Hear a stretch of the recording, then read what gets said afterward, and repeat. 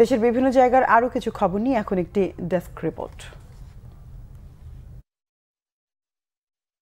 রাষ্ট্র কাঠামো মেরামতের ৩১ দফা বাস্তবায়নে ছাত্র সমাবেশ করেছে গাইবান্ধার পলাশবাড়ী ছাত্রদল।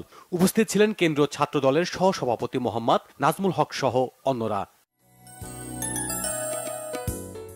ফ্রি মেডিকেল ক্যাম্প হয়েছে খাগড়াছড়ির পানছড়িতে।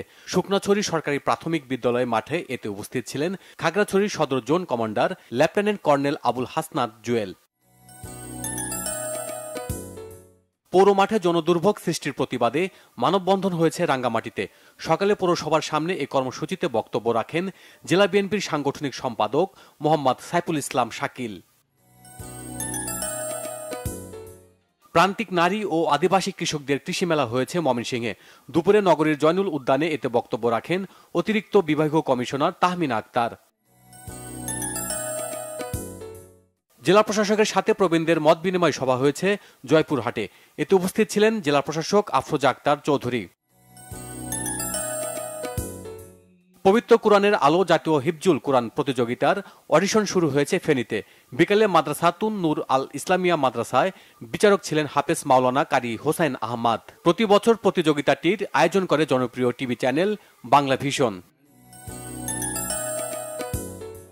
আঞ্চলিক কৃষি গবেষণা কেন্দ্রের প্রকল্পের কার্যক্রম চলমান রাখার দাবিতে মিছিল করেছে মেহেরপুর কৃষক দল।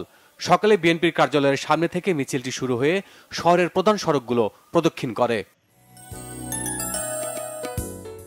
সংবাদ প্রকাশের জেরে সাংবাদিকদের উপর হামলা, বাসায় গুলি ও নির্যাতনের প্রতিবাদে বিক্ষোভ মিছিল ও মানববন্ধন হয়েছে নারায়ণগঞ্জের রূপগঞ্জে। দুপুরে উপজেলার ভুলতা ফ্লাইওভার এলাকায় এতে অংশ নেন স্থানীয় সাংবাদিকরা।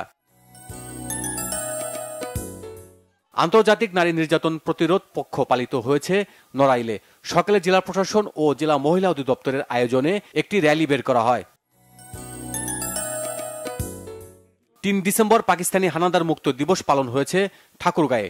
দিনটি উপলক্ষে নানা কর্মসূচির আয়োজন করে জেলা প্রশাসন। মাঠ দিবস পালিত হয়েছে ঝালকাঠিতে। দুপুরে সদর উপজেলার কীর্তি পাশায় এ সময় কৃষকদের কৃষি বিষয়ে বিভিন্ন পরামর্শ দেয় জেলা কৃষি সম্প্রসারণ অধিদপ্তর।